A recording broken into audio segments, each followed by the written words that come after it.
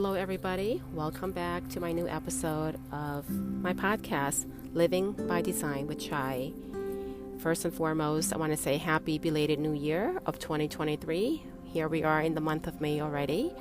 Time has flown. Whether we were having fun or not, it is May, and May is the month of mental health awareness.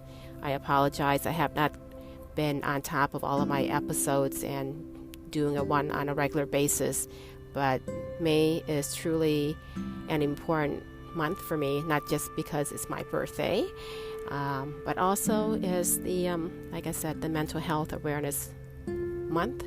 And I feel that it's extremely crucial to bring that subject matter to light and share with you, the real facts about mental health illness. Actually, I was triggered by a Facebook post by a friend from high school, and that just made me want to do this episode. So I will thank her in advance. Her name is Kim George. Her mother was my former high school English teacher, and she was actually a substitute for my English class as well when her mom had to do jury duty. So this kind of touched a soft spot in my heart because I knew her mother and I knew her and her sister in school. But I just want to bring some statistics to the forefront of this subject matter. I did a quick research on the National Institute of Mental Health website, and this is what I found out, just briefly to show you how important it is and how prevalent it is, not just here locally in the U.S., but also across the board around the globe, that how mental health has affected so many millions of people, especially after the aftermath of COVID. But here's a quick statistics from the website, just in the U.S. alone. It's extremely common in the U.S. It is estimated that more than 1 in 5 U.S. adults live with mental illness. That comes up to about 57.8 million people in 2021. And of course, it covers so many different conditions and in so many different degrees of severity, whether it's mild to moderate or to severe. But I will not go into depth about the different categories because it's too much. But right now, as of in 2021, because the study was based in that year, there were an estimated about 14.1 million adults aged 18 or older in the U.S. with a mental health illness. And this number represents 5.5% of all U.S. adults. And young adults aged 18 to 25 have the highest percentage of 11.4% compared to the adults aged 26 to 49 years old of 7.1%, and the lower percentage were age 50 and older. So this just kind of shed some light on the reality of how common this illness is. I just want to bring attention to it, and even adolescents that are aged 13 to 18 go through this as well. It's estimated that 49.5% of adolescents had mental disorder, and of adolescents with mental disorder, an estimated 22.2% had severe impairment and or distress. So it's kind of scary to bring it to light that our kids are going through it as well, and not just adults. It's across the board in this day and age. I just want to quickly read this blog that my friend wrote and posted on her Facebook page. I feel what she wrote is so real and raw and honest that although it's a taboo subject matter, she brought the truth out where I feel we can all relate, whether we ourselves are going through a mental health issue or we know of someone, whether it's family or friends, that have gone through it or going through it. But it is just so real that I feel it pertains to a huge population. So I want to share this blog, and my friend's name is Kim George, and I will read her blog to you with her permission. She told me that I could read this, and I just wanted to share this because it is extremely touching.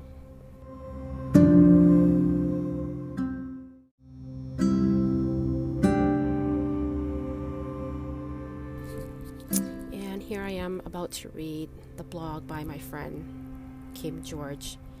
It is on the website frictionburn.blogspot.com.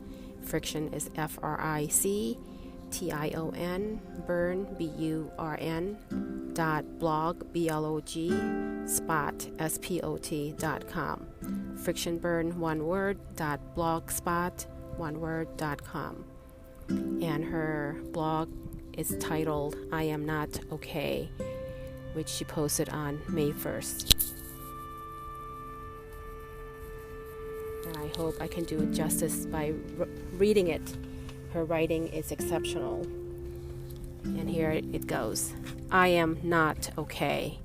I may look like I am. I may smile a lot. I may even laugh a lot. My house may look neat and organized. I may be performing extraordinarily well at work. My hair is combed, and I remember to pay bills and feed my dogs. And I still may not be okay. As a matter of fact, I have not truly been okay for almost 20 years. Trauma has a funny way of reconfiguring the status quo in your head, in your body, and in your soul. Body chemical levels have since realigned and reconfigured, shifted, and altered. What is left is a person who looks okay on the outside. What is left is a person who may be capable of winning Emmys and Oscars for her daily performance. This person, this woman, puts on a daily act. My act has misled hundreds, if not thousands. Depression and anxiety rarely look like we think they should. We expect someone who cannot get out of bed. We expect someone who acts like a skittery rabbit. We expect disheveled clothing, forgetfulness, and a lack of energy. While they may be true for some, it has not been for me. It has not been true for me. Even in my darkest days, I was still functioning. Even in my darkest days, I still wore a smile and still got done what needed to be done. This is the curse of high-functioning anxiety and depression. High-functioning means that there is no outward sign of the reality beneath the surface. Underneath the picture of a visibly neater house than I have had since I lived by myself in graduate school. Underneath the Kim who laughs around friends and is managing 3 extra classes this semester. Underneath the Kim who manages to keep moving and edging her yard, who is working on reorganizing her garage, is the real Kim who fights each day to see sunlight, to find joy, to listen to voices of positive affirmation, to keep functioning, to believe in a future that is happier and brighter than this one, to keep moving forward. Depression looks like me. Anxiety also looks like me, just as I am, just as I have appeared for 20 years. Before anyone worries if I am suicidal, I am nowhere near that. I regularly see my counselor. I reach out to friends, and they reach out to me. I have howled with laughter recently. I have laughed. I have hugged friends and shared special moments. I have celebrated recent milestones, and I have sung at the top of my lungs and done my versions of an uncoordinated dance. And I have been beside myself with joy at the sight of the hummingbird drinking from my salvia plants. However, I have also sobbed, wailed, cried, cursed, and cursed some more. I have pulled off to the side of the road to cry and beat the steering wheel. I have looked at the bulleted list of to-dos and felt overwhelmed, closing the laptop screen with a slam to go sit and stare at the television. I have examined my past and tried to avoid the bullets of what ifs and if onlys that inevitably follow. Big P.S. This Kim is no longer listening to the voices of let go and let God and guilt messages of what God can do if only I trust enough. I have heard that often enough before, and I believed it is an evil lie. We don't blame people for their other diseases, so I refuse to think of myself as weak or broken just because I have these two conditions. This Kim will not feel less for taking antidepressants or anti-anxiety meds. Below my smile lines are tear creases, circles beneath my eyes, and a feeling of heaviness. Below my laughter lie questions about the meaning of life and about the logic of life, resembling Job's. And beneath all of that is the emptiness of being without either parent or my husband, and being with kids who are far too emotionally distant for this mama's heart. And beneath that is the real fear of what the future looks like. I don't write this for sympathy. I write this to let you know that if you, too, are a play actor, if you have performed a show of functionality when your life is falling apart around you, if you have worn the costume of the perfunctory I am doing fine, quote unquote, when the truth is anything but, if you try to silence the negatives, try to silence the quote unquote what ifs, and try to control it all under your mask, you are not alone. I have no solution. If there was one, I would have found it years ago. I have been looking. I am one who wants a quick fix.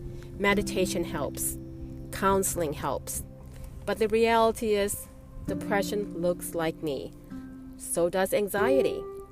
I feel as if these two conditions that have caused me to be vulnerable, have made me love others even more. I regularly share this reality with my students who are struggling now more than we know, because I know how tenuous life can be and how perspectives can shift. I rarely hold judgments about others. We each bear our own secrets about the truth behind our masks. If you ever want someone to see you beneath the mask, I am here. I am here for the happy moments of singing at the top of your lungs with your favorite song.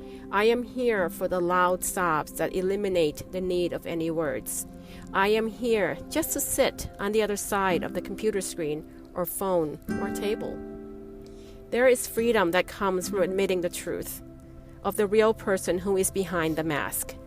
I welcome you to take off your makeup. Remove the fake plastered smile. Just sit with me. We can be not okay together. Wow, that's the end of her blog. But if that doesn't resonate with you or anyone you know, I don't know what will. But that is the deepest and the rawest kind of truth there is, to speak from her personal feelings and openly be vulnerable to whoever is reading this and hearing this. Kim, I applaud you for your courage. I applaud you for your honesty, and I applaud you for bringing this to everyone's attention because of what you wrote here. I hope it helps my audience in whichever platform they're listening this from. You're amazing, and know that I'm here as your friend. And to all my audiences out there, reach out through messages or comments. There are phone numbers everywhere, but 988 is actually a national crisis hotline. You can call or text that number to get someone on the line if you are going through suicidal thoughts or anything along that line. You're not alone. Whatever disorder you're going through, we all have it in one form or another.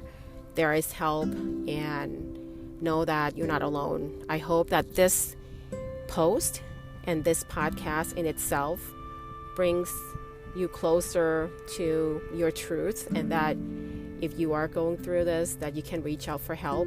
Like I said, you can reach out to me, through any of my platforms. And if you can't seek help, I can certainly find someone.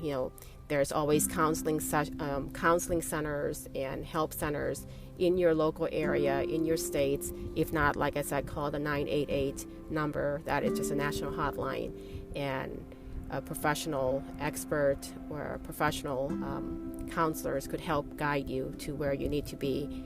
But don't take this into your own hand. If you need help, there's help out there. And thank you so much for following me and for listening to my podcast. Please share if you feel this podcast can help someone else outside of yourself.